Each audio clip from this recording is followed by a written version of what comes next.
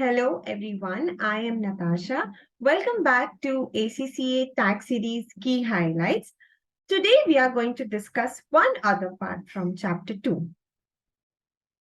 So Chapter 2 is a big chapter wherein all the basics of the UK taxes are covered.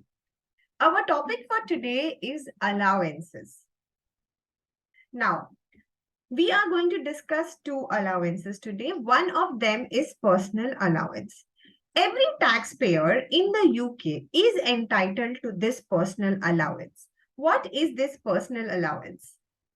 It is the amount of tax-free income that each taxpayer is entitled to in each year. The amount for the tax year 22-23 is £12,570. And this personal allowance is deducted from the net income. So in our previous session where we saw the pro forma of the tax computation, we saw that there was total income, less reliefs, then you come to the net income. And from the net income, personal allowance was reduced. So that is what we are saying here, that the personal allowance is deducted from the net income in the following order, meaning first it will be deducted against the non-saving income, then from your saving income, and lastly from your dividend income. Why is this order important? This order is important because all these three types of income fall under different tax slabs, which we also saw in the previous session. So it is important to understand that your personal allowance will be deducted from the net income in which order? First, non-saving income, then saving income, and then dividend income. Then, personal allowance can be transferred to your spouse or civil partner. And when this personal allowance is transferred to your spouse or civil partner, it is known as marriage allowance that we are also going to see in this session itself. Now, what happens to personal allowance in case of high income individuals? When I say high income individuals, I'm talking about individuals who are having an yearly income of 1 lakh pounds and more. So, high income individuals is where the adjusted net income is more than 1 lakh pound. And what is adjusted net income? It is your net income less gross gift aid donations, less gross personal pension contribution, and then you arrive at your adjusted net income. Now, when your adjusted net income is more than 1 lakh pound, your personal allowance is reduced by 50% of the adjusted net income minus 1 lakh.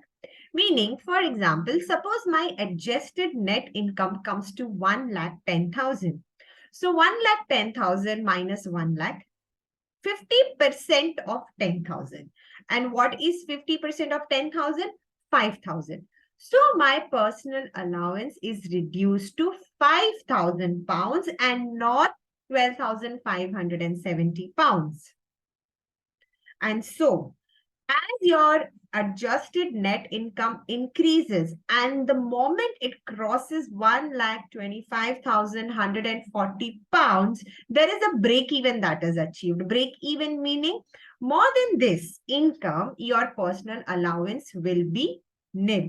So suppose I have a adjusted net income of 1,26,000. So 1,26,000 minus 1 lakh is 26,000.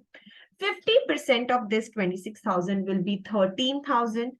So therefore, your income, adjusted net income, as it increases from 1,25,140, the personal allowance becomes zero. Now, let's talk about marriage allowance. As we discussed earlier, it is an amount that you transfer from your personal allowance to your spouse or civil partner. So there may be a case where you are earning more than your partner. And in such a case, your partner is able to transfer a part of the personal allowance to your account. And in result, what you achieve is that As a couple, your tax liability reduces. So, the condition is that both of you should not be under the higher rate or additional rate taxpayer. So basically, the tax rates that we saw in our previous session, which was 20, 40, and 45. So 20 is your basic rate band, 40 is your higher rate band, and 45 is your additional rate band. So basically, you have to be covered under only the basic rate band, which is 20%. So basically, you need to be an individual who has income which is under the slab of 20%. You as well as your spouse or civil partner. Now, the amount transferred will reduce the tax liability as a couple. And what is the amount that can be transferred? This is a fixed amount that you can transfer, which is 10% of your personal allowance, which arrives to 1,260 pounds. So this is the amount that you can transfer, not more, not less. Now, marriage allowance, unlike personal allowance, is reduced from your tax liability. So where my personal allowance was actually reduced from my net income, in this case, I would go through my full computation, come to my tax liability, and then from that tax liability, I will reduce this marriage allowance.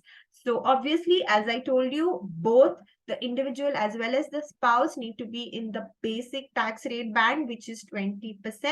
And based on that, 1,260 into 20% becomes 252 pounds. So whatever is your tax liability, reduce 252 pounds from that, and that is how you get your marriage allowance. So that's all from my side, and thank you for watching this video. Hope this series is helpful, and we shall meet in the next session.